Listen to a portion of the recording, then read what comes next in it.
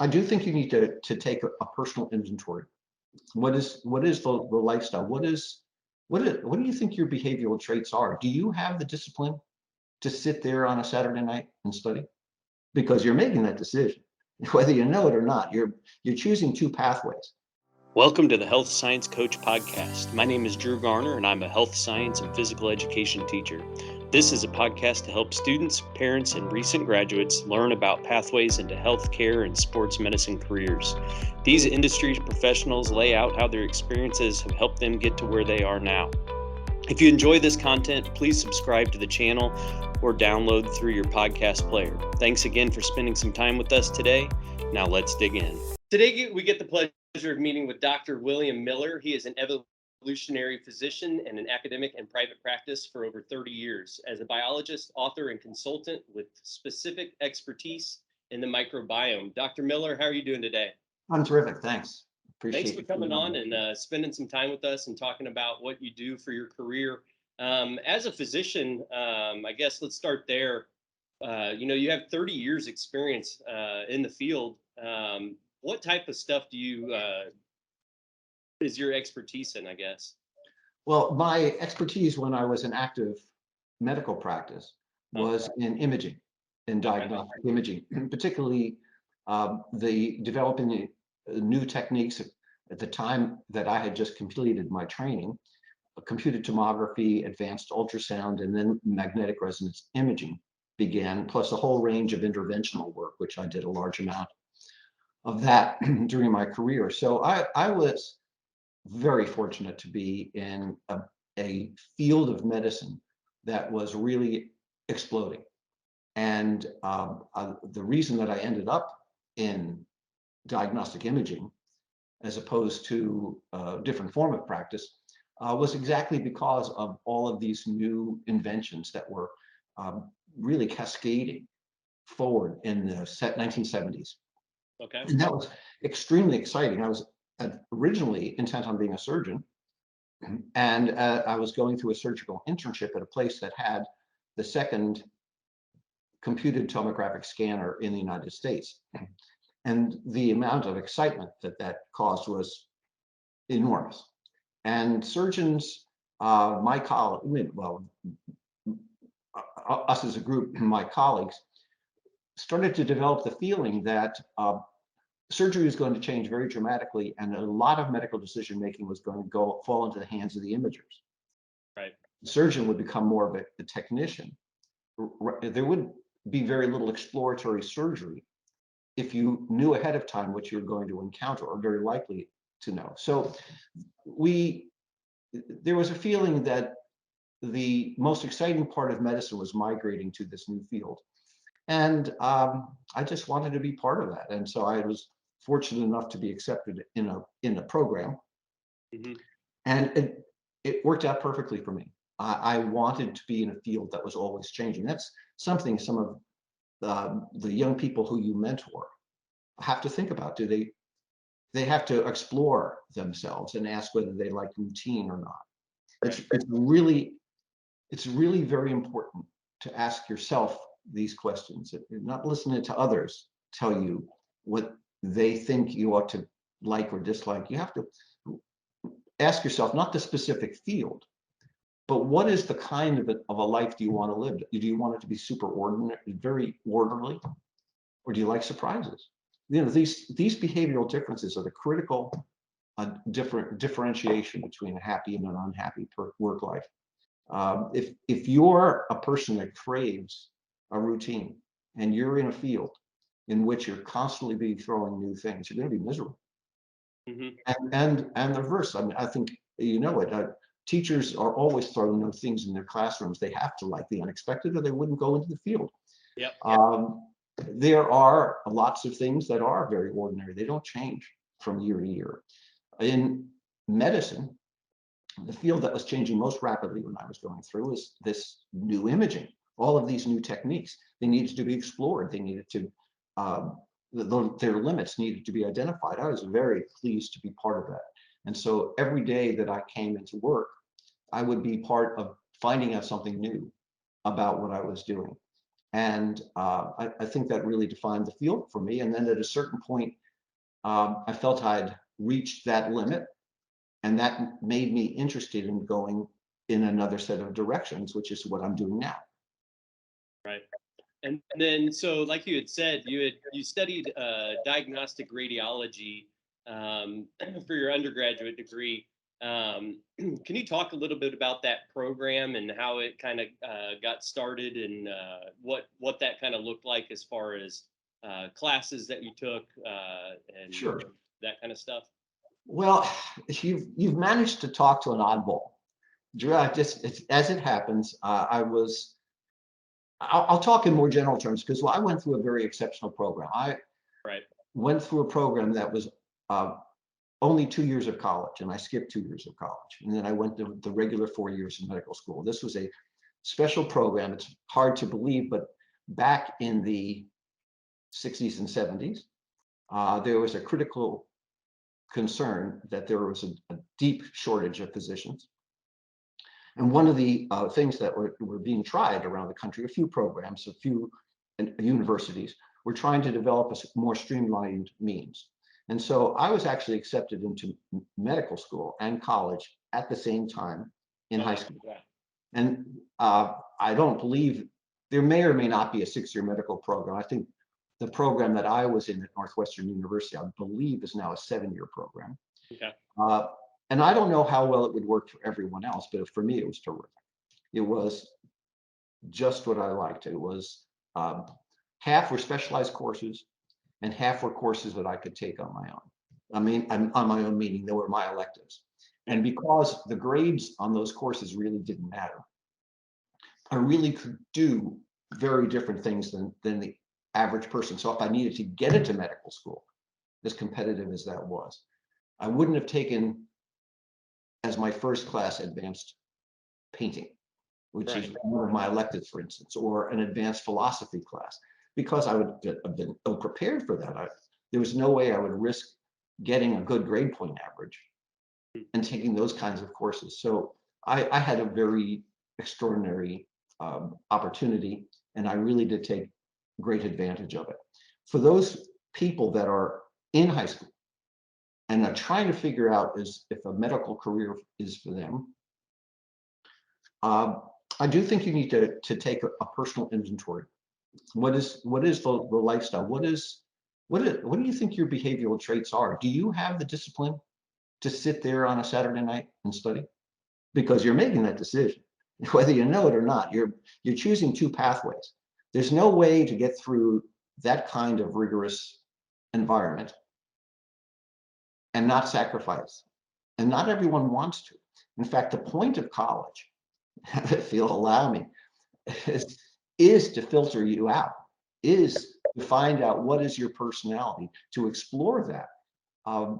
You're not going to learn that many things in college that you're actually going to carry through into whatever you choose to do for your working life. If you take a Russian literature class, that may be highly rewarding, but you're unlikely to discuss that at work. It's just won't carry through. Even if you go into science and STEM classes, the actual working knowledge from the material you gain in college is slight compared to what you really will be learning at the technical school, the medical school, the PhD program, the master's degree program in microbiology, or whatever it is that you enter into. It's a misapprehension to think that you're going to college in order to prepare yourself for a career, in the sense of giving you actual ground state, the substrates that you need to do that work. On the other hand, it is doing something extraordinarily valuable. It is giving you time to assess where you stand. Are you willing to be patient enough? Are you willing to be deliberative in your studies? Are you willing to sit still for long periods of time and concentrate, or not? And it's no shame if you don't want to do that. It's just best to find it out early.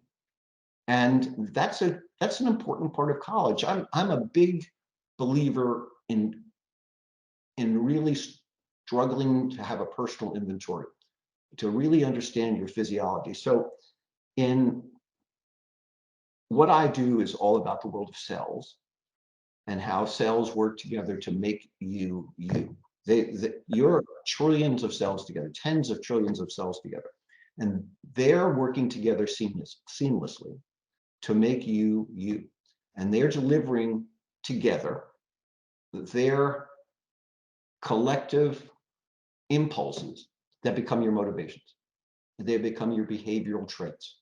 And it's very hard for you to go against those. You can do it for a little while, but it's very hard to go beyond those natural rhythms. And we all have them. And I think high school and college are great times to search those things out.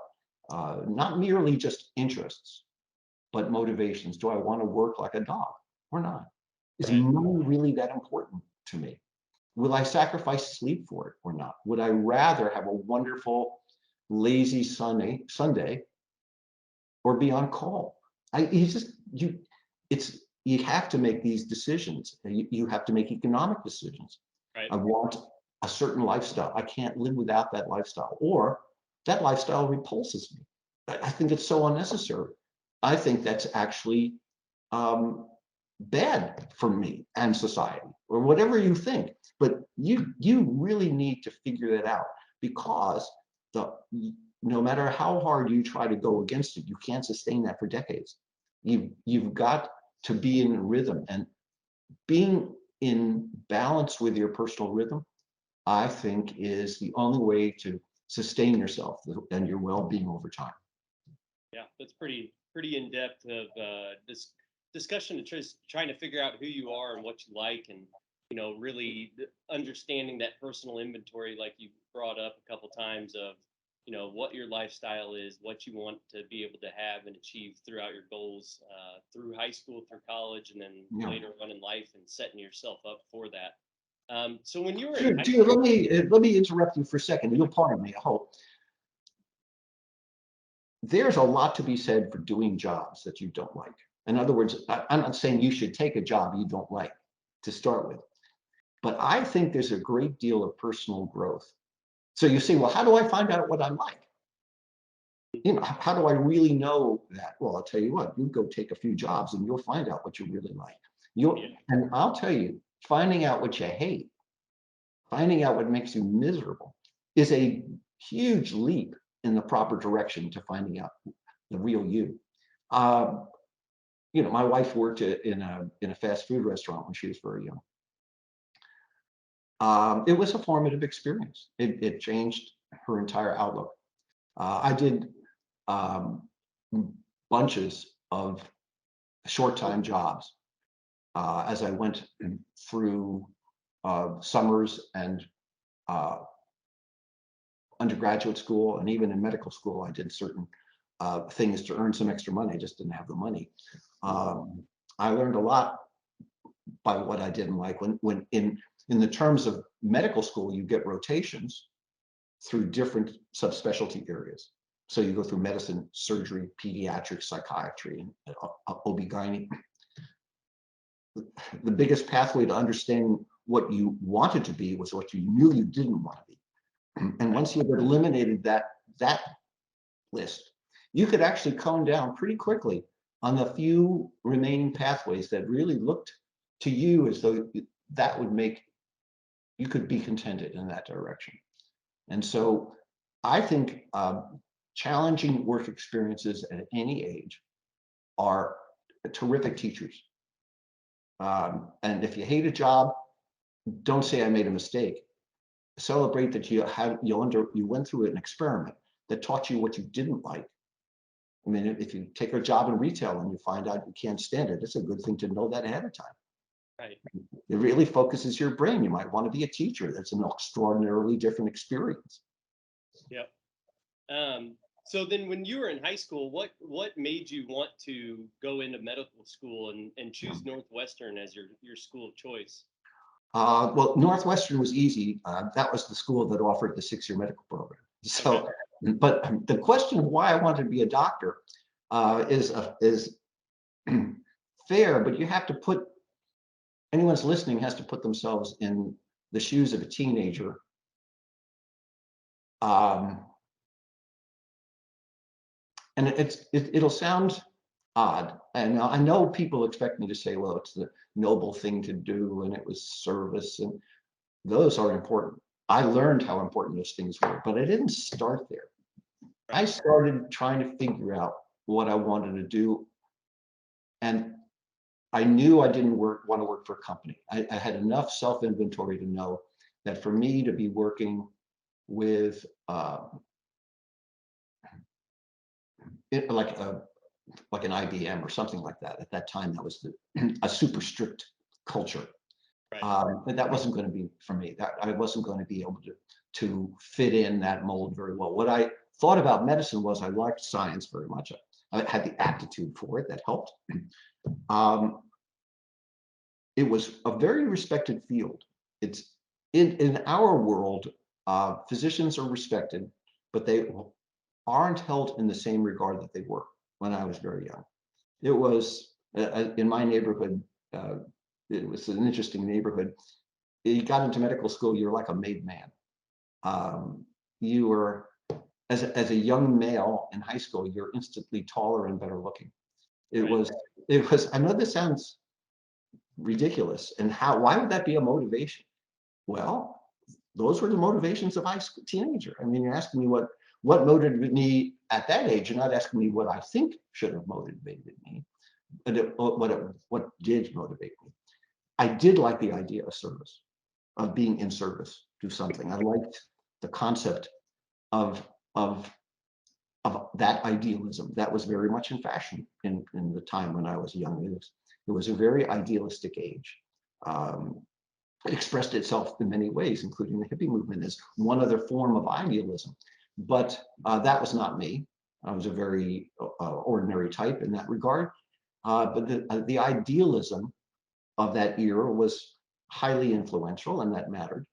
And then lastly, when I said that I didn't think I could be very good in corporate culture, at that time in medicine, it was really a model of the small practice. It was just you in your own practice, like the town doctor. Right. Or, I mean, it was almost like my ideas were from movies, hardly from real life. What medicine grew into was a huge corporate type. So now, when it comes to a personality trait, I chose medicine because I didn't want to be a part of a big corporate enterprise.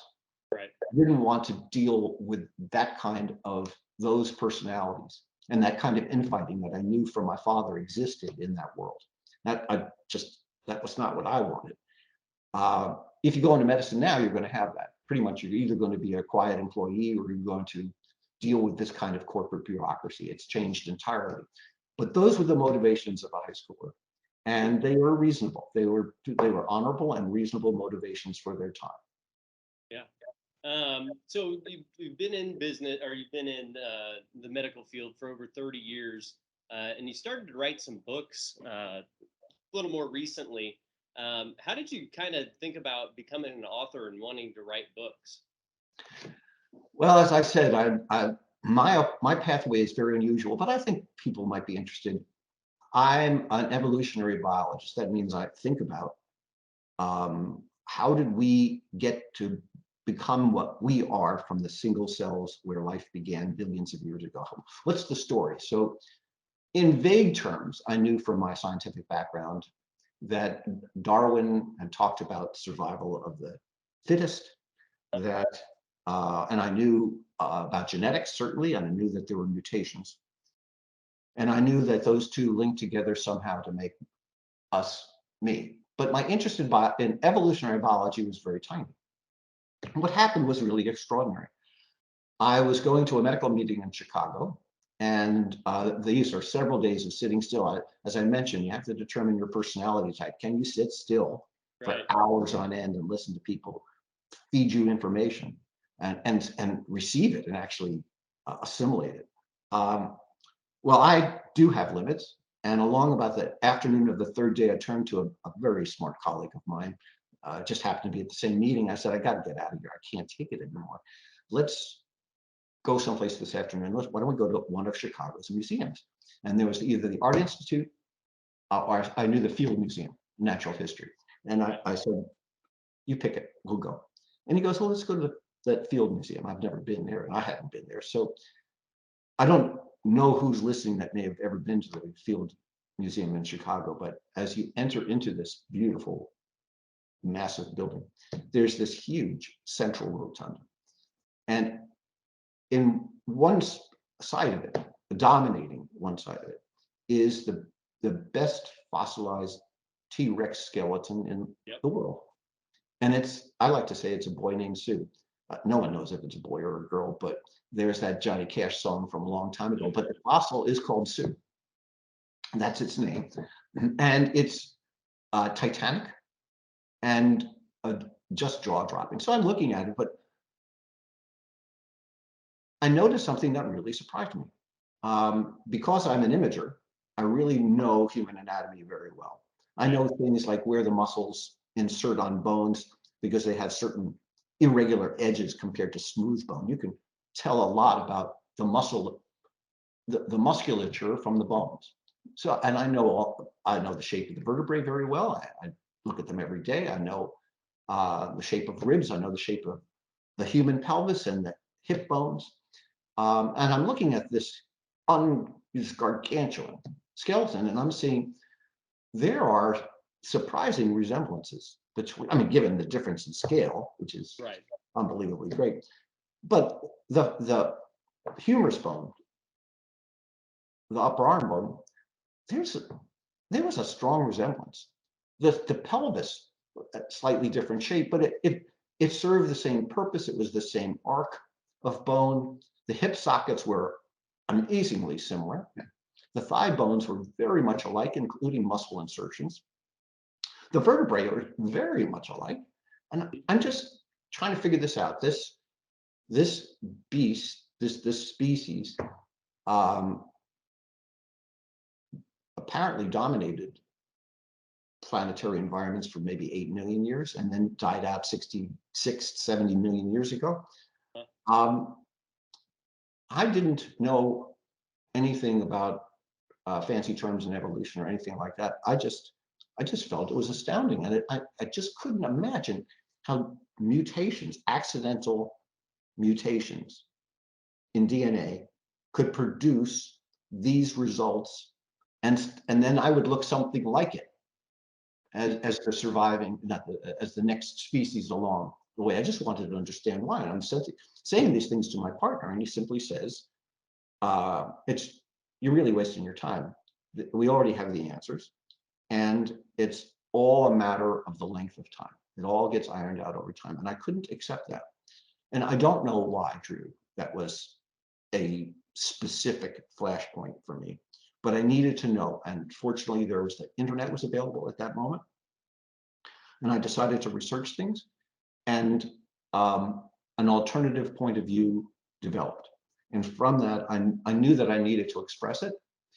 And from that kernel is now 7 books in the doing and several dozen academic papers. And I think I've had a consequential part in beginning to change the narrative of evolution, how we understand it. The concept that I would ever take this pathway, no one is more surprised than I. And it was absolutely unpredictable. So your latest book is called Bioverse, How the Cellular World Contains the Secrets to Life's Biggest Questions. And one of the main topics is talking about the era of the cell. Can you explain kind of what that era of the cell means and how your cells help you live a happy and intelligent life? Yes. First, I want to emphasize, I've got really good news. We live in difficult times. It feels really tumultuous. It feels like we're at each other's throats. It feels like a difficult time, certainly difficult economically. But there are countervailing things going on that are really important. And one of them is there's an explosion of scientific knowledge that looks inward. So you can look outward with the telescope, and we've always expected we would learn a lot more about ourselves by looking at telescopes and trying to understand the cosmos through a telescope. Well, to our surprise, we're finding a lot more about ourselves by looking inward through microscopes and the new kinds of specialized techniques that are being developed. And what we're beginning to understand is a radically different idea of ourselves and of the cells that make us. So there are two principal things that constitute what I like to call the ear of the cell. First is you are cellular, no matter how you feel. I look in the mirror, I see Bill Miller, I think, oh, what a great looking guy I am. And no one else does, but I feel like a single person. I mean, it's totally convincing. I am a single person, except I'm not at all. I am tens of trillions of cells. And the part that really interested me when I started to study evolutionary biology was at least half of me is microbial. It's not even me in the sense it's me. Yes, of course I have my body cells. These are specialized cells with a nucleus. They've got special names. We don't need to go into that. And they're definitely me. But then there's another fraction of me, bacteria, fungi, viruses, and other types of cells that are actually different species, but they're also me. They're me because they form an absolutely central part of my metabolism, and they influence my mood and behaviors and my motivations and impulses. And this was very hard to believe when it was first found out, but now it's confirmed. And science doesn't move as rapidly as people imagine from movies and TV and even magazine articles. Science is deliberative, and it takes a lot of time to change minds. But now we know what we're called holobionts. It really means superorganisms. We are this intense combination of cells. And the second principle is, yes, I am tens of trillions of cells, and the surprising thing is each and every single one of them is conscious and intelligent. So we used to think that these cells were like little bots. You know, you're just all these little tiny bots like thermostats, and they just kind of jiggle around with each other, and they have nothing to do with your conscious thoughts, because you're a human and your conscious thoughts are a much higher level, and you're capable of abstraction, and these cells have no inner life, they have no experiences. Well, that's just all wrong. They are intelligent in and of themselves, intelligent at their scope and scale. That doesn't mean intelligent like you and me. They're not going on Tinder to try to get a date or anything. They are competent, problem solving, communicating, and social. So what does all this mean? It means that all of this new knowledge combined with these great new techniques that we have to explore these inner lives of cells means that we're going to be able to partner with them correctly and exploit them for our better health and well-being. We will do that through, they will help us devise new metabolites that they will instruct us on how to partner with them together so that we collect the proper cells together to correct chronic diseases like diabetes and hypertension and arthritis and all of these things that we believe are inevitable products of growing old. They will still occur, but we'll push them back farther and farther.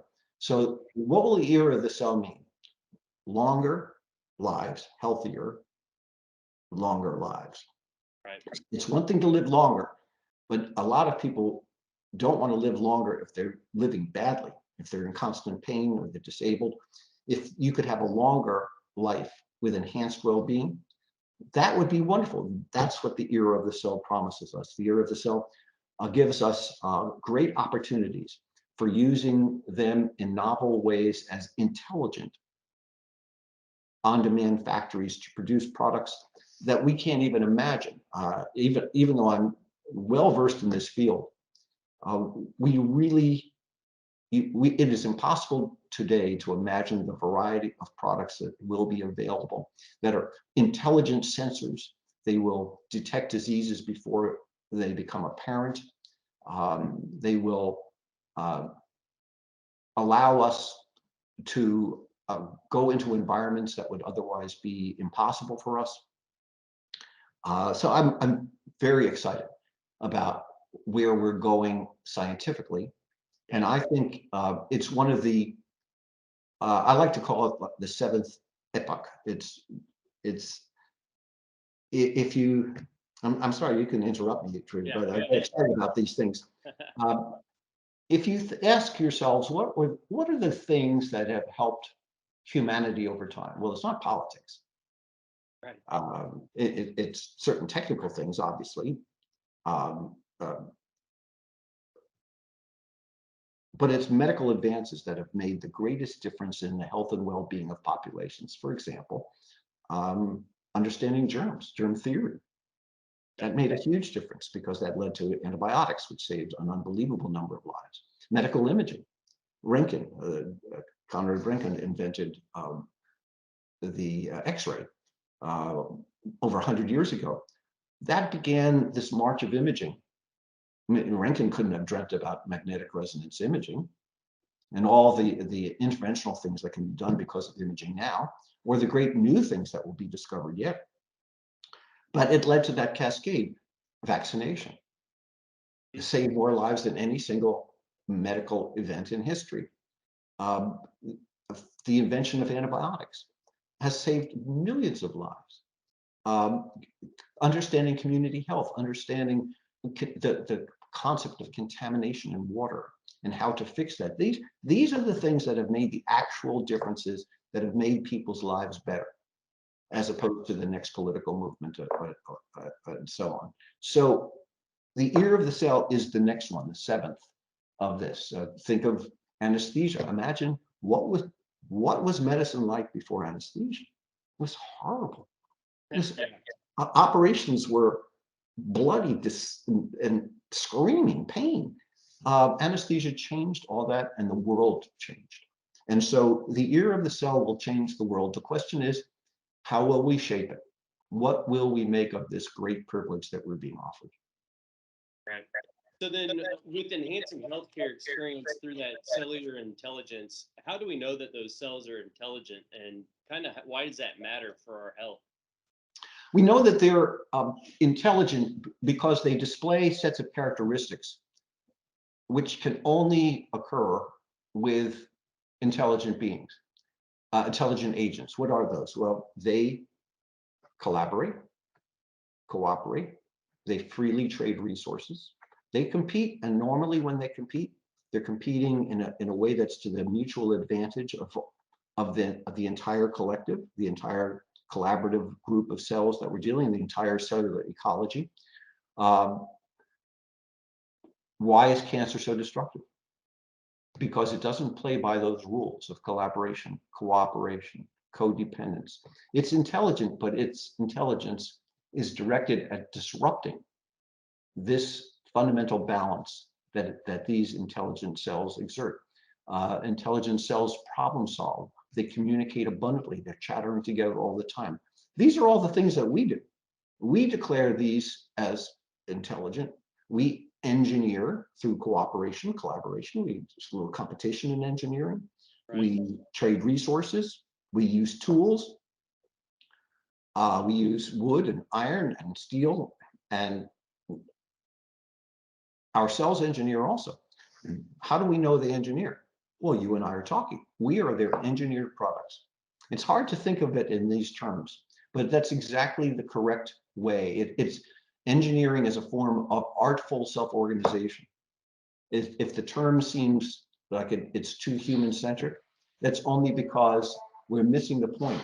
We're able to engineer because they're able to engineer. That reality was not apparent to us until now. So their intelligence are, I would reverse it to, why do you think you're intelligent? I'm not, that's a rhetorical question. You would say, well, because I can problem solve, I can assess information, I can communicate it, I can deliberate between potential outcomes, I can predict, I can choose not to act. Well, these are all the same things that cells do. We just didn't know it. We didn't have the tools to understand it. And we also had to have the frame of mind to be willing to understand it. And that took time. You know, it always takes time to have a new perspective like this. And so that's where we are now, finally. Right. So then, kind of like with that engineering you were talking about, how do you think that the, I guess, genetic engineering and testing and experimenting on humans or crops or things like that is going to change in the next 5 to 10 years? Well, I think that it has to be done very carefully. I think there's no way to not do it. There's no way to put it back in the box. There's no way to interdict it entirely. You just can't do it. It will squeeze out somewhere around the world no matter what we do. So that the answer is really to have the scientific community accept its duty, its obligation to attempt to exert a supervisory role and regulate and limit the extent of experimentation. This is being done. There are limits to what you can do with human embryos and so on. It's the same with plants. We have an ethical responsibility if we're going to blunder around in genomes, which is what we're doing now. I mean, despite the concept that everything is being done with utter precision, we do have tools that are allowing us to cut and paste snips of genetic code with considerable precision, Casper systems, and beyond our frame of reference today. But it's still filled with the possibility of unintentional consequences. Mm-hmm. And for that reason, the single most important aspect of all of this is to go slowly. Right. To attempt to make sure that it's only being done at scientific institutions that have investigative review boards, and so that the possibility of an inadvertent action is kept low. One of the theories, and I'm not going to go into what I believe, that's irrelevant, but one of the theories about the COVID virus is that it was an engineered virus, that it came out of a lab. I don't know for sure, but the fact is, it's not a stupid thought. It's a possibility. It's a realistic possibility that it could have inadvertently been released, and it was just a mistake. There's no reason for us to discuss that. I don't think anyone knows the answer, but I think that gives a very good idea of what can be done inadvertently. And that's the same thing in plant genetics and other things. We just don't understand exactly how all the levels of the nested ecologies work together. So let me explain this very briefly. Your cells collaborate and cooperate. They collaborate and cooperate in groups. And you can think of your intestines as like an ecology, like a rainforest, like your heart's another ecology, your liver's another ecology. It's a bit of a simplification, but you're a superimposition of all of these ecologies. And then you roam the larger ecology of our planet. Yeah. We don't really understand that I've been interested in is kind of the gut microbiomes and how they all work together for your skin and the digestion and just the general exercise and nutrition aspect. Exactly. Yeah, and exactly, you're making my point for me better than I was making it. Thank you. These microbiomes are everywhere in your body.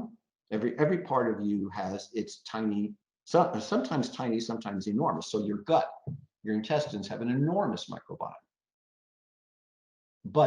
And your skin has a huge microbiome. But your pancreas has a microbiome. And your heart has a microbiome. Your brain has a very tiny microbiome.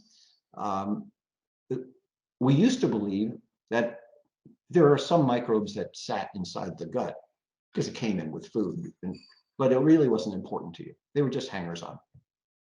Now we know differently. Now we know that every part of our microbiome has its function. And we also know that almost all of these germs that we're identifying, these microbes, are not harmful. And worse, they're not harmful. And many of them are essential. Some of them we can't do without. So you couldn't survive without your gut microbiome. If that was eliminated, you would be eliminated too. Uh, it exerts very important aspects in boosting your immunity and protecting you. So each of these microbiomes in each of these cellular ecologies works with your personal cells, your body cells, to create a balance. And so if we start affecting the genetic components of an organism, we don't know how it will relate to all of these nested ecologies. And it's even true with plants. We just won't know what its ramifications are. How will it affect the plant's microbiome, which will affect which bugs it attracts, which will affect which further microbes it will attract, which might affect its, not just its yield, but it could affect its susceptibility to fungus, its susceptibility to other forms of blight. Again, all of this, it might have an unexpected negative effect on our microbiome by consuming those plants. Again, none of this is an argument to not do any of it. It's an argument to go ahead and do it really carefully. Yeah. So we're going to kind of jump off into something else a little bit different now. Thinking about, the student in general, going from high school through college into a career path.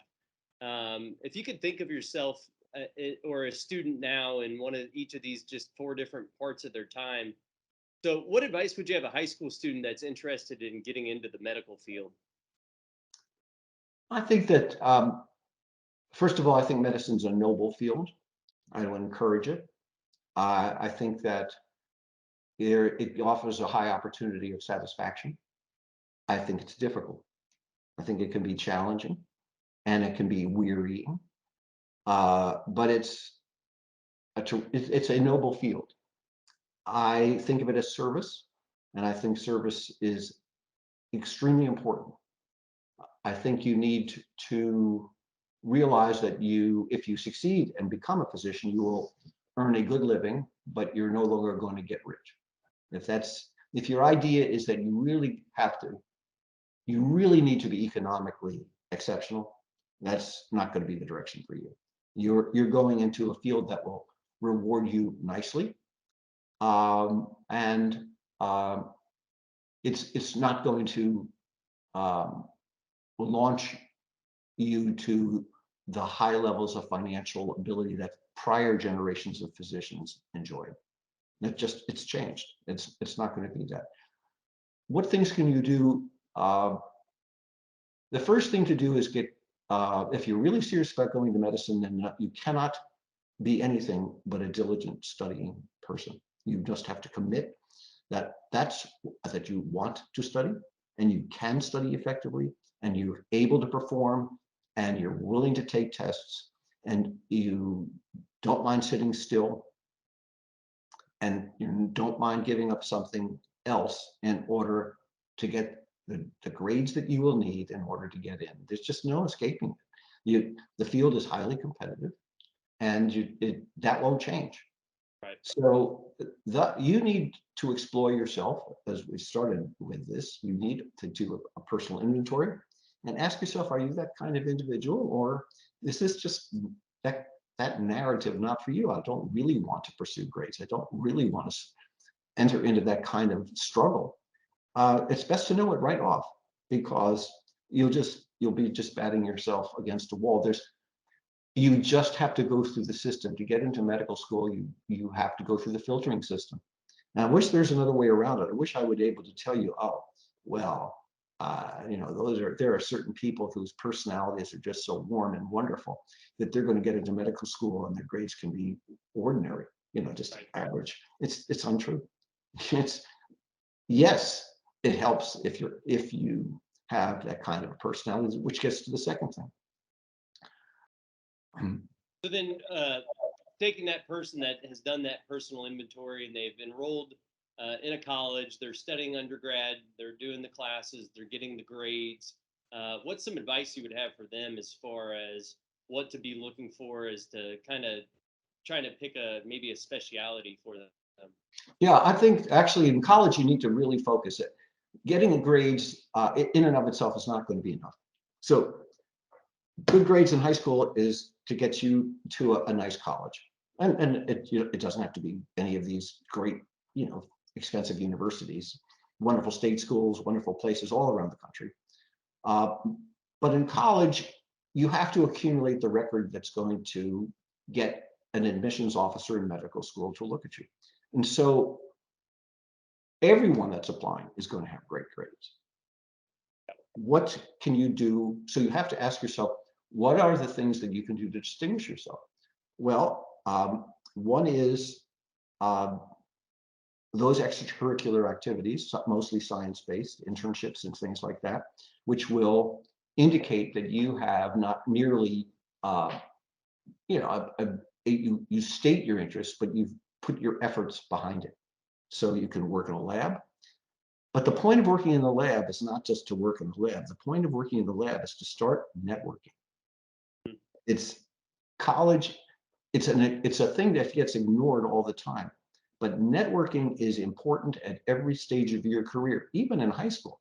Networking in high school, it is important to do because it teaches you how to do it at all future stages of your life. You're in training, and networking is going to govern largely where you end up. We don't live in an era where you could just be a great kid from high school and then get good grades in college and you sail into medical school. That's over. I don't think things are better because it's over, but it is over. So you need to have a record that distinguishes you, and that means some kind of something on your resume that speaks to special effort, special ability, special focus, and nothing beats having someone important say a nice thing about you. Right. Somebody important in science. So if you, let's just say you go to the University of X, and at that X you choose to work in a microbiology lab, and there's a professor there and he likes you. Well, if he's going to write you a letter, that's a very good thing in support of your candidacy. That'll open some eyes. That'll distinguish you from the next person. And so it's, you know, I hate to say that you've got to think in these long term, almost like a campaign term, but you have to. That's the system, and there is no disregarding the system. There's no alternative pathway in. You know, you can get into college without good high school grades if you're an athlete, but that doesn't work for medical school. That doesn't matter. So, yeah, it's not, getting into medical school is not like getting into college. Right. Getting into medical school is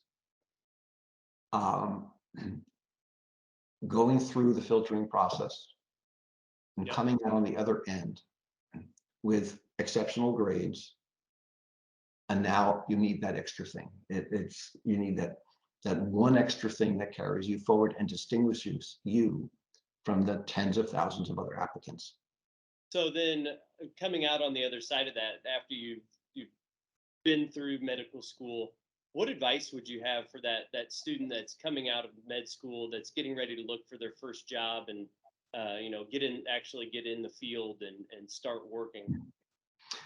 That's a great question. I'll mention something that was true in my medical experience, and I think it's still medical school experience. I think it's still true today. I think was certainly true in my residency.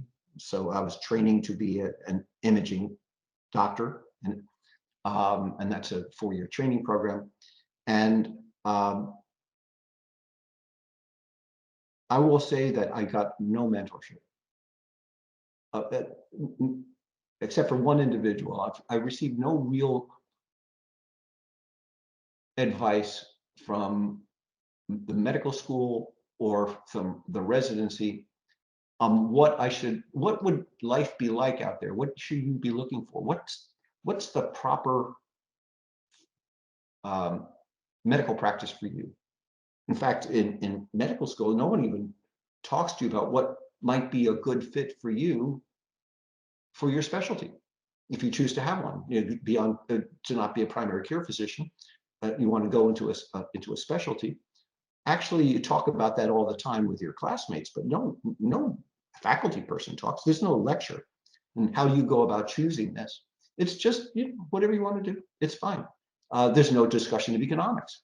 And I know that it's always, we talk about economics in medicine and everybody goes, oh, you shouldn't do that. You got to give it thought. I mean, you're making a lifestyle decision. You're making an economic decision that will determine your range of economic possibilities. And it's not wrong to be thinking about it. If, for example, there's a huge difference in lifestyle between being a dermatologist and being an obstetrician gynecologist that's going to be delivering 80 babies a year. Right. You're just making this choice. There's nothing wrong with either field. They're both good fields. They're both highly rewarding for the person that wants them. But it's not merely to say, I'm not interested in skin and I am interested in babies. That's important, and it might be true, and it may be sufficient to carry you to one field or another. But you should be approaching this kind of decision by saying, with this decision comes a lifestyle. With this comes a set of economic variables. And maybe I ought to know those things ahead of time, and they should be part of my full decision matrix. Suppose you're right on the edge between going into dermatology and renal medicine. Would it be pertinent if it were true, and I'm not saying it is true, but let's just say, would it be pertinent if it were true that one specialty earned double the other? Right. Would it matter? I mean, maybe not to each individual, but you have a right to decide for yourself whether that matters to you. And so you need to explore those things. You need to think about personality types. If you go into psychiatry, you're dealing with a certain set of personality types. You go into plastic surgery, you're dealing with another set of personality types.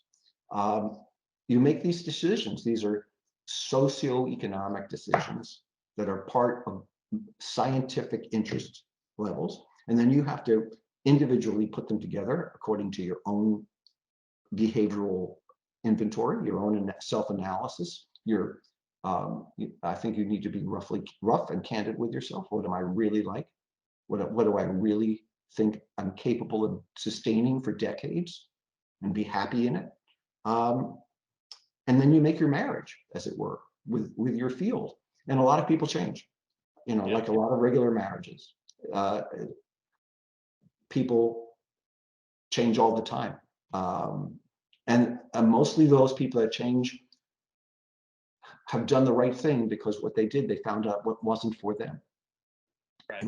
They did the thing that just didn't turn out to be right. They made no mistake. Yep. They learned something else. It's like Thomas Edison, when asked about the 10,000 things he tried that failed to make the light bulb, the filament for the light bulb. I don't know if it's a true story or not, but I love the story. And he said, I never failed. I just found out something didn't work. And so that's a big part of living experience that I don't think gets covered often. I mean, a guidance counselor is not going to tell you, oh, by all means, go forward and fail. I mean, that doesn't sound very responsible. But frankly, going forward and failing is a lot better than not trying. We've learned a lot through that failure, and I think it's huge personal growth. Failure is an option. That was kind of the next question I had, was a mantra or quote that you kind of live your life by, and I think that kind of sums it up right about there with, talking about the changes in the cells and the body, and then how that integrates into changes in the person and picking your career path, and like you talked about, the changing of the person throughout their life of making their decisions. If you'll permit me, I'd like to add a few more things, and I know we're going to be running out of time very shortly. But when I received your, the inventory of things we talk about, which I appreciated, and naturally I thought it over. There's some additional things that I think are really important. I really believe that it's important to not be overly self-critical and be forgiving.